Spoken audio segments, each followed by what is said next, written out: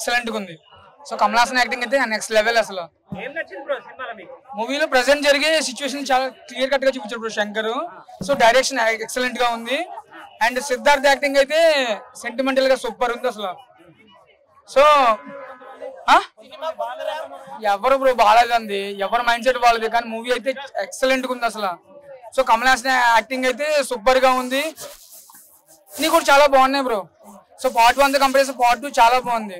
And present సమాజం జరిగే నిజాలన్నీ కూడా క్లియర్ కట్ గా చూపించారు. లంచమే తీసుకోకూడదని చెప్పి బాగా చూపించాడు. పార్ట్ 3 ఉంది. సో పార్ట్ 3 లో కొన్ని నెక్స్ట్ జరిగే సన్నివేశాలను చూపిస్తారు అన్నమాట. సో మూవీ చాలా బాగుంది. ట్రైలర్ బాగుంది బ్రో, ట్రైలర్ బాగుంది. అంటే రెండు బెటరే, రెండు చాలా బాగున్నాయి. సో మూవీ అయితే చాలా బాగుంది బ్రో. క్లైమాక్స్ చాలా బాగుంది. అంటే లైక్ పార్ట్ 3 కోసం పార్ట్ 2 కొంచెం క్లోజ్ చేశాడు, కానీ ఓవరాల్ గుడ్ మూవీ. సో ప్రతి ఒక్కరు థియేటర్ కి చూడండి. మెసేజ్ చాలా బాగుంది బ్రో. రియల్ గా చెప్పాలంటే ప్రెసెంట్ అలాగే జరుగుతున్నాయి. సో లంచం తీసుకుని చాలా మంది వచ్చే గవర్నమెంట్ జాబులు రాక, సో రియల్ సిచ్యువేషన్స్ అన్ని కూడా. సో శంకర్ బాగా చూపించాడు, డైరెక్షన్ చాలా బాగుంది. అవును, కమల్ హాసన్ అంతా క్యారెక్టర్ ఉందో, సో సిద్ధార్థ్ కూడా అంతే. Both are lead. 100% కనిపించింది. విజువల్ గ్రాఫిక్స్ కానీ, మెసేజ్ ఓరియంటెడ్ కానీ, సో టేకింగ్ కానీ చాలా సూపర్ గా ఉంది. యా, యూత్ కూడా మంచి మెసేజ్ ఉంది. సో ఎవరు కరప్షన్ చేయకూడదు, లంచం తీసుకోకూడదు అని చెప్పి చాలా క్లియర్ కట్ గా చూపించాడు. So overall good movie. చాలా మంది నెగిటివ్ గా మాట్లాడి నెగిటివ్ టాక్ ఇస్తున్నారు. సో నెగిటివ్ అసలు ఏమీ లేదు బ్రో, నిజంగా అంతా పాజిటివ్ ఉంది. మూవీ వచ్చి చూస్తే అర్థమవుతుంది అందరు కూడా. ఇప్పుడే భారతీయుడు 2 సినిమా చూడడం జరిగిందన్న. భారతీయుడు 2 సినిమా చూసిన తర్వాత ఆన్లైన్ లో జరుగుతుంది ఫ్రాడ్. భారతీయుడు 2 సినిమా పెద్ద రాడ్. ఎందుకంటే మామూలు రాడ్ కాదు, ఐరన్ రాడ్. ఇది మామూలు రాడ్ అంటే తెలుగు ఇండస్ట్రీకి ఒక పెద్ద మచ్చ. తమిళ ఇండస్ట్రీ మొత్తం ఏదో పాన్ ఇండియా మూవీ అని చెప్పి, పాన్ వరల్డ్ మూవీ అని చెప్పి తెచ్చిండు. కానీ ఆ శంకర్ గారికి ఒక దండం. దాంట్లో యాక్టింగ్ చేసి కమల్ హాసన్ గారు ఒక పేరు పాడు చేసుకునే సినిమా ఏమీ లేదు భయ్యా. నీ సినిమా చూడాలి అనుకుంటే 350 రూపాయలతో పాటు ఆ రోజు టైం వేస్ట్, 3 గంటల టైం వేస్ట్, అంతా వేస్ట్ చేసుకొని నువ్వు సినిమా చూడాలనుకుంటే చూడు, నేను కాదనను. తర్వాత నీ రియాక్షన్ కూడా ఇదే. మనం ఏం చెప్తాం ఈ సినిమాలో, రాత్రి పండుకోవాలంటే ఉండాలి మంచం, ఎవరు తీసుకోవద్దు లంచం. ఈ సినిమాలో ఒక కాన్సెప్ట్ అంతే ఇదే. భారతీయుడు 1లో చూపించాడు, అదే కాన్సెప్ట్, అదే రిపీట్, అదే రొటీన్, అదే రొట్ట. మనం మార్నింగ్ లేవగానే చేస్తాం టిఫిన్. ఈ సినిమాలో ఉంది మొత్తం రొటీన్ రొటీన్ రొటీన్, ఏమీ లేదు భయ్యా. ఈ సినిమా చూసినోడు పక్కా బేవర్స్ గాడైతేనే సినిమా చూస్తాడు. నేను పక్కా బేవర్స్ కానీ అందుకే సినిమా చూసిన. అట్టర్ ఫ్లాప్ సినిమా అన్నా. నాకు ఒక్కనికే కాదన్నా, ప్రతి ఒక్కరికి అడుగు, నువ్వు సినిమా బాగాలేదని చెప్తారు. మనం దీపావళికి ఇంటికి వేస్తాం లైటింగ్. ఈ సినిమా అట్టర్ ఫ్లాప్ అని చేసుకుంటారంతా. ఫైటింగ్ సినిమా, ఫైటింగ్ ఫ్లాప్, అంతా ఫ్లాప్. సిద్ధార్థ్ ఏ స్టోరీ లేకపోతే ఏం నచ్చుతానా నీకు? సినిమాలో స్టోరీ లేదు,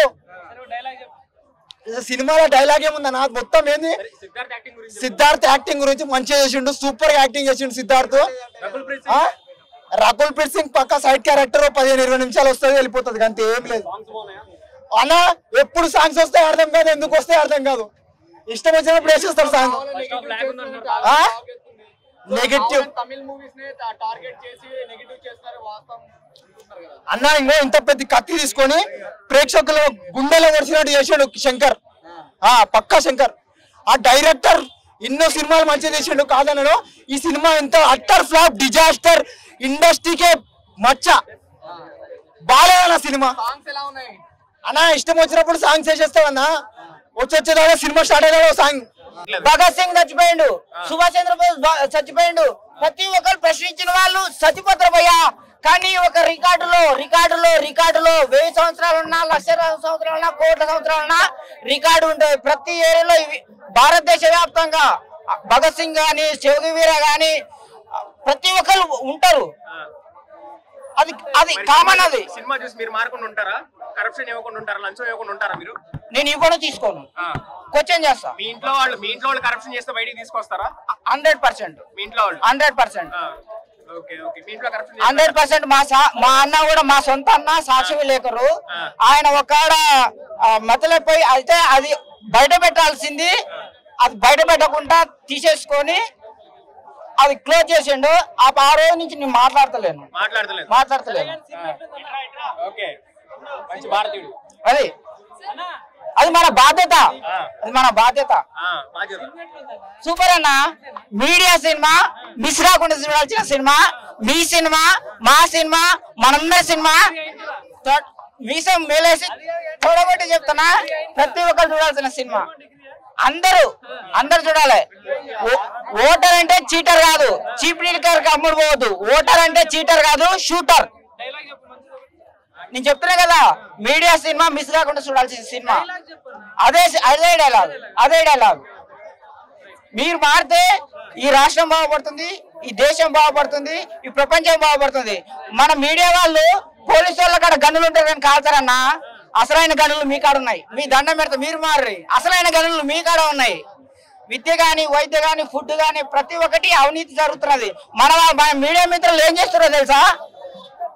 నేను ఈ రోజు ఒక సెల్ఫీ ఇస్తున్నారంటే మీడియా పుణ్యం. మీ కాళ్ళకు దండం పెట్టాలి. దీంట్లో నేను ఒప్పుకుంటా.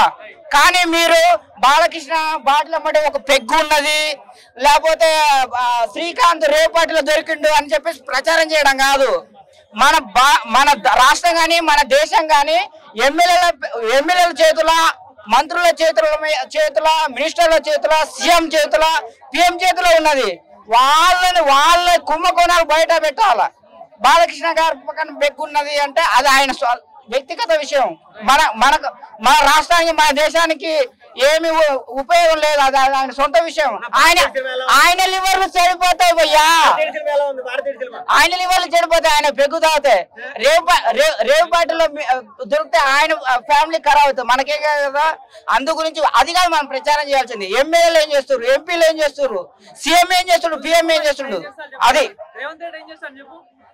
మీ చేతిలో ఉంది భయ్యా. మీరు మార్పు తీసుకురావాలి, మీరు చూడాలి, అవన్నీ బయట పెట్టాలి. హాయ్ హలో మెస్మరైజ్ చేసే మూవీ ముచ్చట్లు, రిలీజ్ అయిన వెంటనే రివ్యూస్, మీ అభిమాన తారల రియల్ స్టోరీస్, సినిమా సమాచారం ఏదైనా క్షణాల్లో మీ చెంతకు. మరింకెందుకు ఆలస్యం, యోయో సినీ టాకీస్ ని సబ్స్క్రైబ్ చేసుకోండి. హలో నోటిఫికేషన్ కోసం గంట కొట్టడం అస్సలు మర్చిపోకండి.